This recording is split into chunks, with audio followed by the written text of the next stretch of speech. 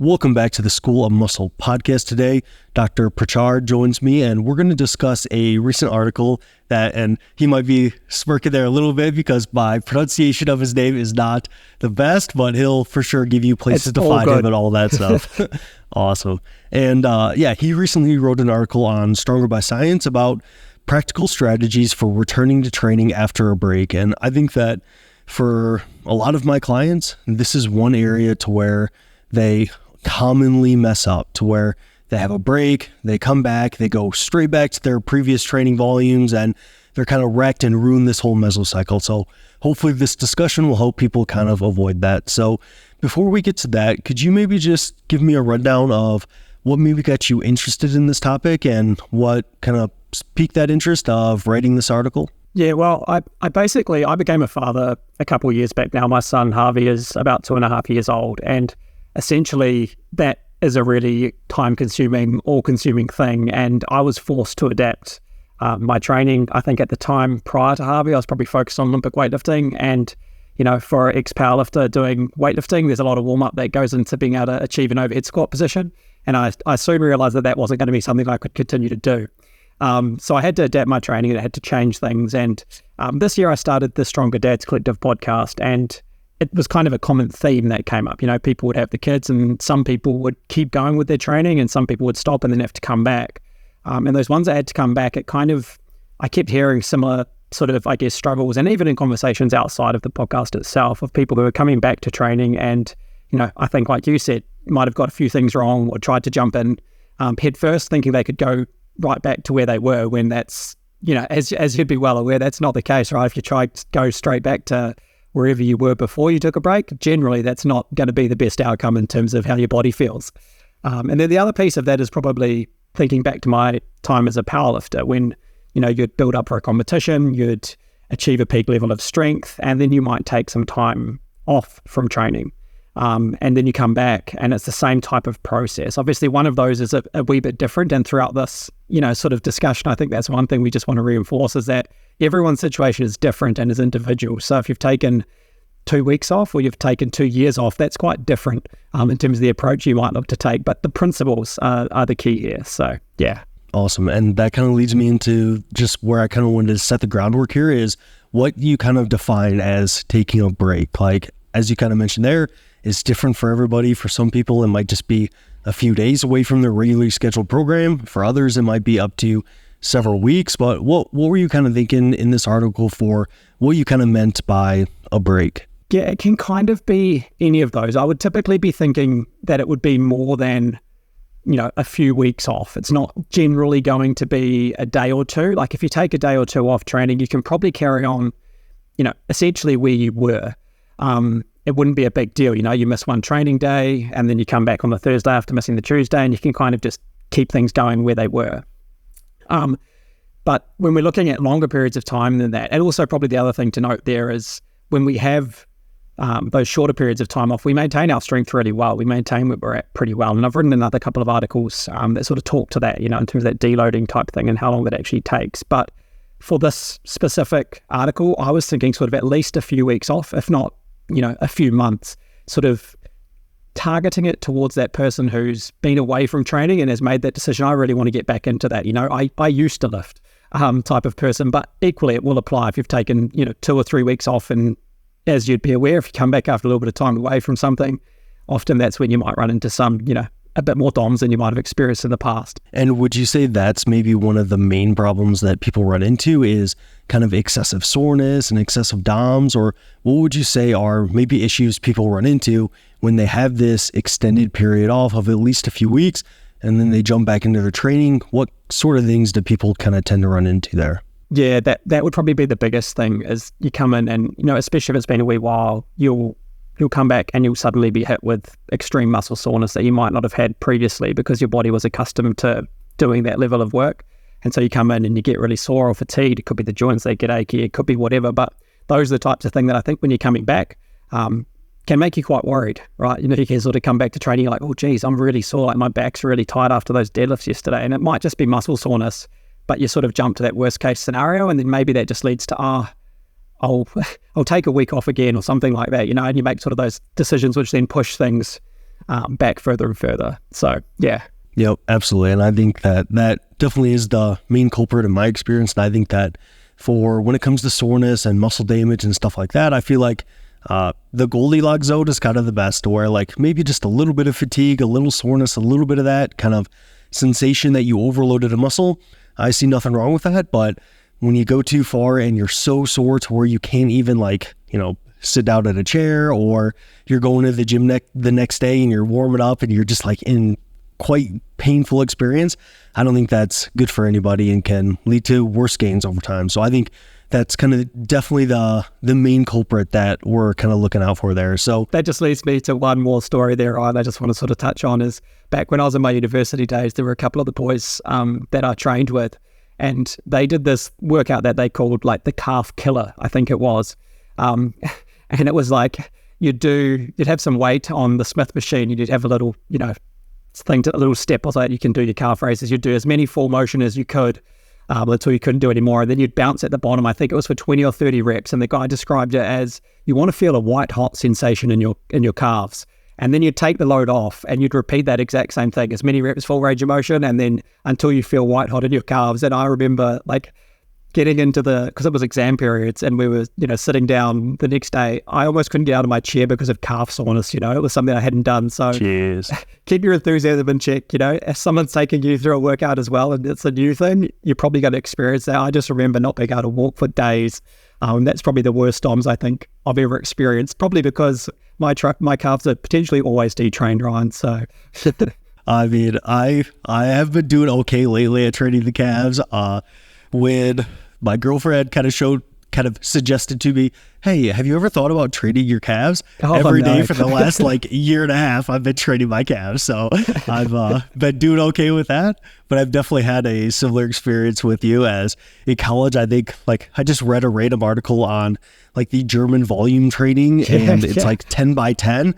And this idiot right here thinks it's a good idea to go try that with squats, when I'm used to doing a different cookie cutter program. I'm used to doing 5-3-1 or some lower volume style. And I just jump right to this and it's okay, I can't walk for literally 10 days straight. So, and it hangs around for a long time, when you're unfamiliar with it. It's not like your typical 2 or 3 days that you get if it's, if you've gone a bit harder than you might normally on, a squat session or something and you're used to that. But when you do something completely unaccustomed, it can be, 7 days, I reckon, until you're actually feeling somewhat able to hit the muscle again. So, yeah.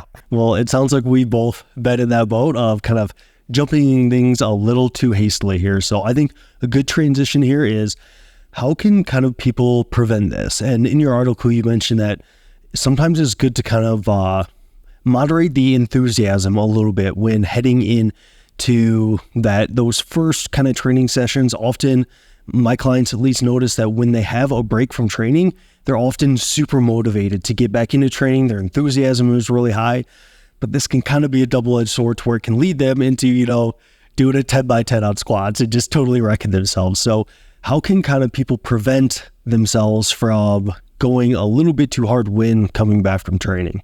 Yeah, and I think that enthusiasm thing is it's pretty natural, right? Regardless of what you get into, I started playing chess at the end of last year, and it was, I'm buying the chess book and I'm reading this and I'm getting a chess set, and you go in 100%. It's kind of like that same type of thing, and it's probably almost a little bit more, I don't know if dangerous is the right word, but there's a little bit more risk with that when you've been at quite a high level before, because you kind of expect that you can return to a training program that looks somewhat similar to what you did in the past. And one of the things that we kind of know with training load and, injury risk and those sorts of things is that when we have sudden increases in our training load, so think of that as kind of the total number of sets across a week or a session or whatever, if you jump back into too much too soon, yes, there's that DOMS thing that we've discussed already, but there is also actually putting yourself at a greater risk of injury because your body's not accustomed to that. It's not able to handle that level of sort of stress or fatigue. And so that's one key reason why I think it's really good to keep the enthusiasm in check, because the worst thing you can do if you wanted to get back into it, right, is come in, go too hard too soon, and then end up not being able to train because you've actually, done a proper injury, not just soreness, but you've done a proper injury. That's the worst case scenario. I mean, unlikely that that's going to happen to everyone, but you're putting yourself at just that slighter level of a risk with that. So that's one of the reasons that I would say taking a pragmatic approach to this and being sensible is really key, because it's only going to take a few weeks. or a few months or something to get back to kind of a decent level of training. Like, it's not like this is something that is going to take you years to do. Yes, the weights wise, if you've taken a few years off, it might take you a wee bit more time to get back to those, levels of strength you might have been at, if you can get back to those, But in terms of that training load, you can probably get back to a fairly substantive program within a few months. So what's a couple of weeks now to set yourself up for the long term? That's kind of the way I look at that enthusiasm piece. But some of the strategies that people might be able to use, and within the article, I talk about this concept of an introductory week. And one of the ideas with this is trying to have get that sort of repeated bout effect, which is what we talked about with the muscle soreness, right? If you get some exposure to a training stimulus, your body, the next time it kind of, encounters that stress, it's already got a level of adaptation. It's already kind of understands what that is. It knows how to recover from it. And so essentially, you end up less sore than you might have otherwise. And some of the research, and you can find those links within that article itself as well, as little as one set can do this, and it doesn't even have to be like a maximal or near maximal set. It can be quite a comfortable set, can actually do quite a lot to help to reduce the muscle soreness that you might then get, if you went into a more full-on or standard type training session the next week, so if someone had that sort of introductory session, they're less likely to get as sore. They can reduce that quite a lot, which I think is really good for your long-term motivation and enthusiasm. You don't have to deal with that unable to get off the chair type scenario, or maybe not quite as bad, as you might otherwise. So that's kind of the concept of an introductory week, is basically scaling back the total amount of work that you do. And general rule, maybe we're looking at sort of 50%-ish of what you might think of as being your total training. So if you're looking at, say you typically have done 5 sets in the past, that's not a good one, is it? Because 50% is not possible.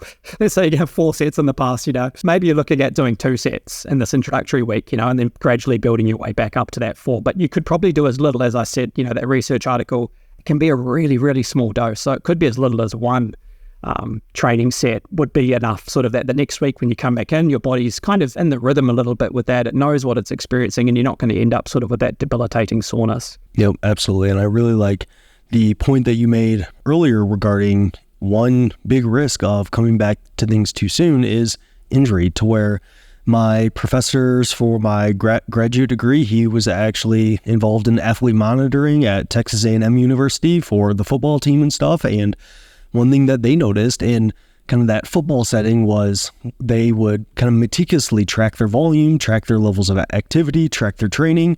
And there was a very strong correlation between football players that would get injured and their levels of acute increases in their overall volume that they're doing. So, like you said, in kind of a lifting or bodybuilding, powerlifting setting, injuries are fairly low risk, but you do increase that risk to probably a significant degree if you just kind of increase your volume by, 3-4-fold when you haven't been training for an extended period of time. So thought that was a really good point there. And then kind of transitioning into those intro weeks. So to me, it sounds like the kind of setup that you generally kind of like to work with is somewhere around about 50% of someone's volume in that kind of first week there. So like you said, let's say for math's sake here, if they did 6 sets, or if we're consistently doing 6 sets at the end of their kind of program and they had those few weeks off, they would kind of start in with about kind of 3 sets there. And do you also like to kind of modulate things like maybe relative intensity? So maybe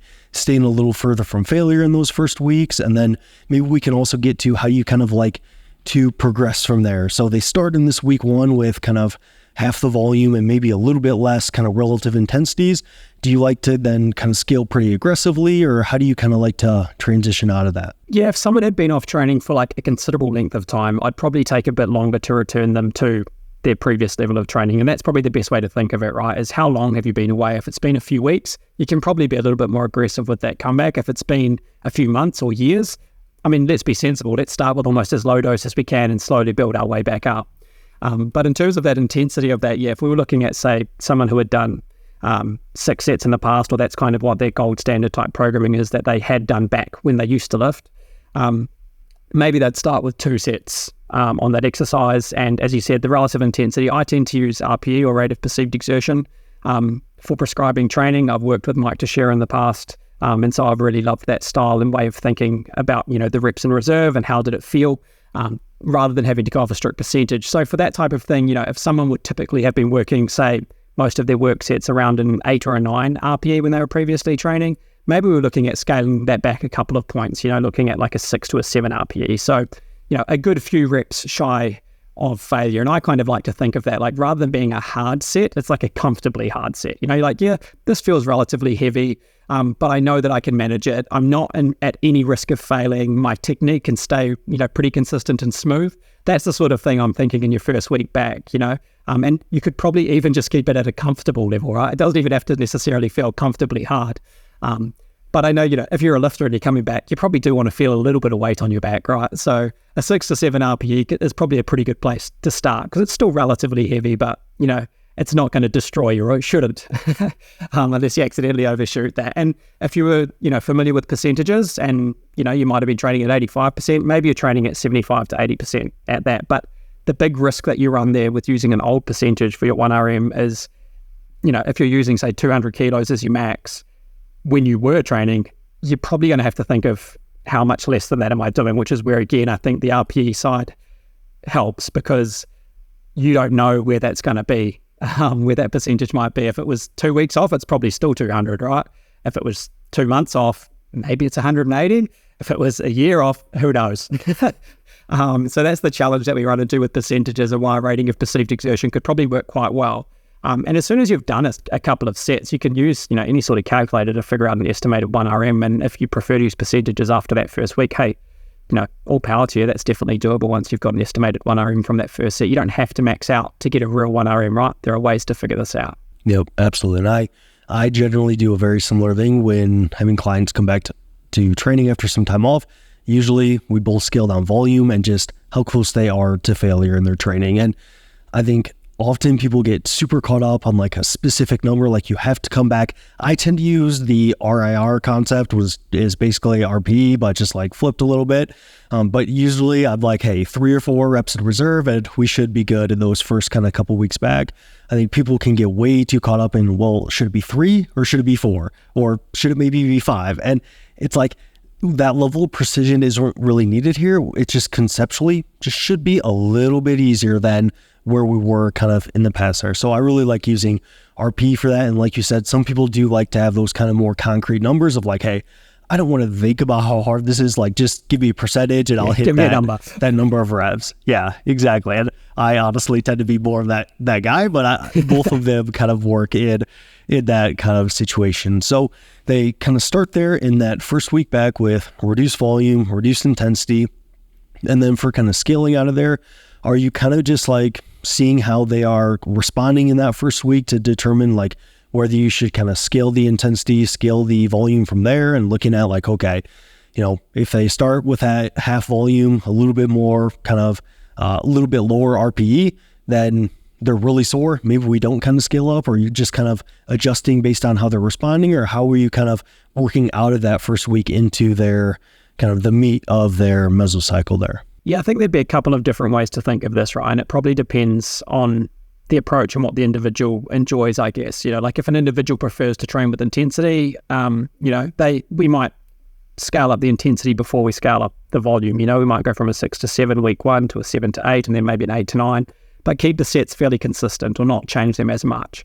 If someone is the opposite type of lifter and they actually enjoy getting a few more sets in, they want to be in the gym a bit longer or whatever it might be, maybe you're going to prioritize the other way, because both of those things are going to increase our total training load, right? When we think of the training across a week, it's kind of a combination of the total volume and the total intensity, right? Those two things kind of interplay to form the total stress that's on the system.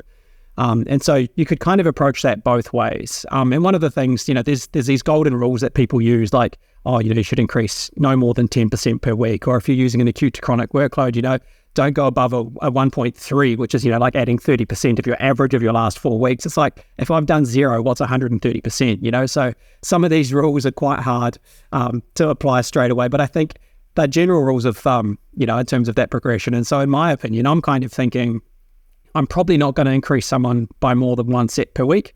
If you're thinking of, I gave you 2 sets in week 1, if I give you 1 more set, that's 50% increase in the training load, right? So it might be that we increase the sets on the first couple of exercises of the day, but we keep the other ones consistent, So your main lifts might go up by a set each, and then the other ones might stay where they are. And then the next week we might increase the accessory lifts, but keep the main ones the same. So there's kind of a few different ways to skin the cat there, so to speak.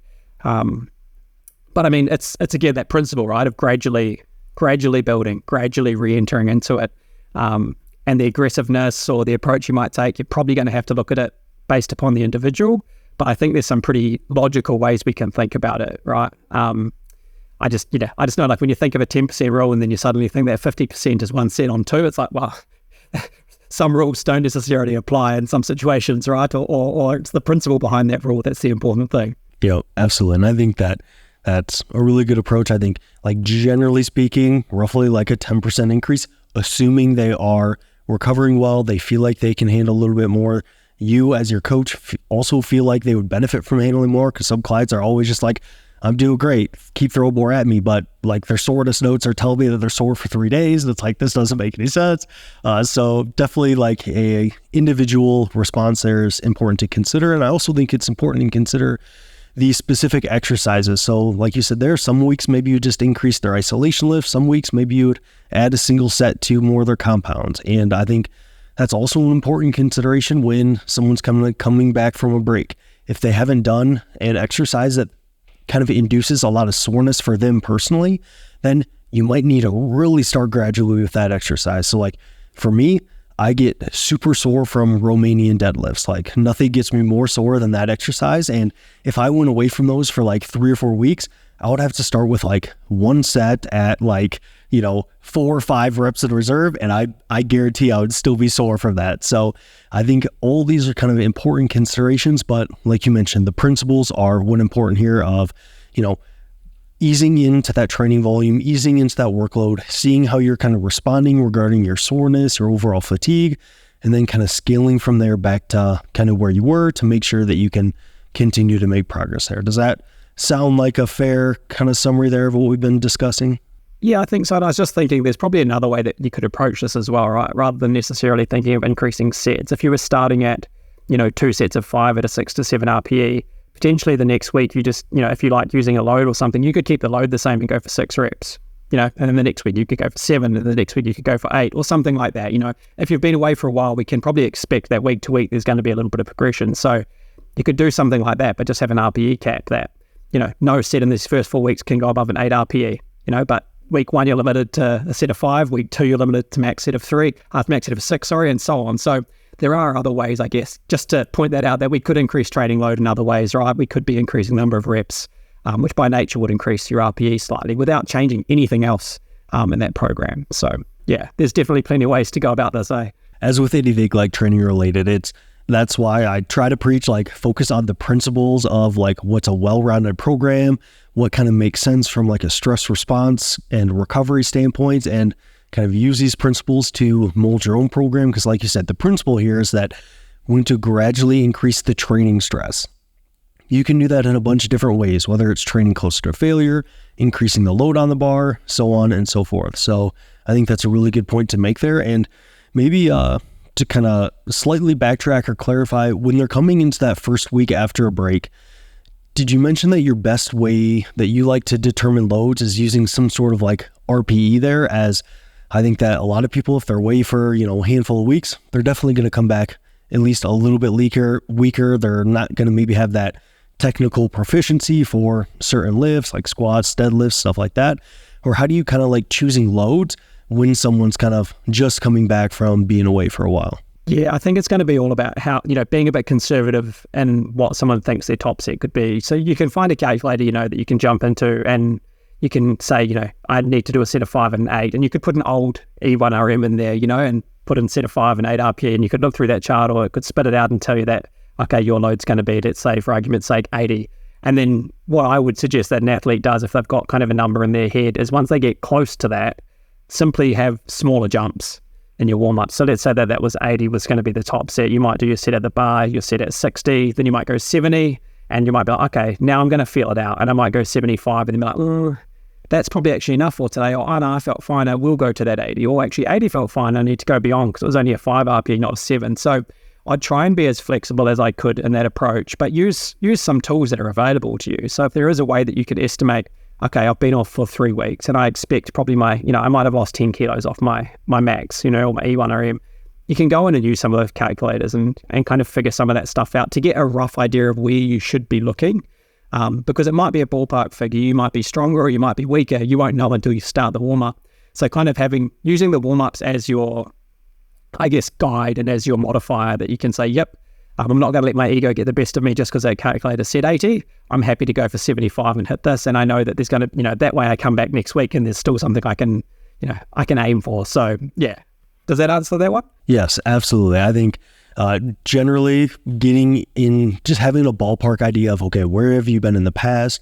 Where do I think I might be here? And that also depends on context. Like if someone just finished a fat loss phase and they went and took like a 2-week vacation and they actually ate a lot more food and maybe actually put on a little bit of weight, their strength levels might be just as good of when they were like really digging into that fat loss phase. So there's a lot of things that can kind of play a role into that, but just get a ballpark number. And then it sounds like use those warm-up sets to kind of better gauge of, okay, does this feel roughly of, where I want to be regarding my RPE and this certain rep range, and then kind of adjust your weight from there. And, for me, most of my clients are more physique oriented. So the most important thing for us is making sure that relative intensity is pretty spot on. And then, as long as we're within, 4 or so reps from failure, if they're in the 5 to 20, 30 rep range, probably doesn't matter a ton. So just get ballpark, hit your reps in reserve, and then adjust that load from there. And that's probably the other part as well. Like if you're giving a rep range as well, you could literally just use a weight that you know that you will get more than, 5 is your minimum. If you know that you're going to get more than 5 at say that weight is 80 and, predicted calculator says you can get 8. And you're like, okay, cool. I'll go with 80 and I'm going to go until I hit the 3 reps in reserve mark or what feels like I've got a few reps left in the tank. And, you could go that way with the prescription so that you're not then, you can't get too caught up in the number on the bar because the number on the bar is set and actually you just have to stop those reps when when you're getting to that sort of level of fatigue. So, yeah. Yep, absolutely. So I think one kind of final thing to touch on here is in your article, you also mentioned that maybe adjusting someone's frequency or exercise selection a little bit, kind of when they're just coming back, might also be a good idea. So could you maybe hit on that real quick here? Yeah, and I think this one kind of comes back to that overall training stress in the week type scenario, right? So if you've been doing 0, and this is sort of the way that I think about it, right? If we look at it from an exercise perspective, let's say that you used to train with 8 exercises in a day, for just as argument's sake, and you come back and you're going to do 2 sets of all of those 8 exercises, you've gone from doing 0 sets in a week to 16 in a day, so that's quite a big jump. So that's the first way to look at it, right? If you look at the exercises on a day, as soon as you have more than a handful of exercises there, you've really increased your training load by quite a lot. And then the same thing kind of applies for frequency. Even if you only had 2 or 3 exercises per day across 5 days, that's from 0 to 15 or so reps, when you're looking at 2 exercises per day. 2 sets per day sort of thing. So the way that I think is start with less and then build to more. Right? And it's kind of, I guess, a standard. If you're looking at a training principle, you're looking at an athlete who is already training and you're thinking, they're training 3 days, but I think I need to get them up to 4. That decision's typically going to be made when you're trying to increase the amount of work in those sessions and it kind of can't fit, I guess. Like say they want to work out for a 60-minute time frame or whatever it is, and they're starting to get near that every session they're pushing a little bit beyond that. The first thing that you'd change or the way that you'd increase that, right, is you might go from 3 to 4 days and just distribute that same volume across those days. So I think this is kind of the same principle, but in reverse. We've only got such a, if you're only going to apply, say, 10 to 15 working sets across the week, well, then that's where we're going to look and say, well, okay, if I want to do 6 sets per day, well, that means that I only need probably 2 or 3 days per week to start with. And then if I'm building my sets up in total, hey, that's where we kind of can lead to adding more days. Basically, once the day starts overflowing, when you've built up over time and you've built up gradually, then you increase the day. So I kind of think it comes back to that sort of the same way that we'd probably look at this from an athlete going up in a number of days in general. But we've gone the reverse, right? We've reduced training volume, so we have to start small again and then build our way back. Very similar to how when someone's kind of first starting out, they're very sensitive to training, so you probably don't need more than 2 or 3 days in the gym. But 100%. Once they've kind of hit their max capacity in those sessions, then you kind of maybe potentially ramp up the frequency from there and kind of increase that. So kind of in reverse, like you mentioned, if they've been away for a while, well, they're coming back, they're sensitive again to training, and we want to kind of back to that principle of kind of starting easy and gradually increasing from there, so we don't get kind of overly sore and overly fatigued. Start with a little bit less frequency. Maybe if you're training 6 days a week, maybe you cut that down to like 4 days a week when you come back. And then, once you hit your max capacity in those sessions, then kind of scale up from there. So I think that's a really good approach. And it comes back to kind of what we've been discussing this whole time of having a principle-based approach. Of the principle here is kind of gradually easing back into it. Reducing your frequency is one really good way of doing that. So I think with that this has been a really good guide on coming back from training after time off here. If I know that you have a podcast and produce some content online and all that stuff, so if people are interested in that, which I'm sure they are, you definitely know your stuff by talking to you here, where could they kind of go to find that? Yeah, so Instagram is probably the best place, and that's just at HJP_StrongerDads. Hopefully you can understand my Kiwi accent there.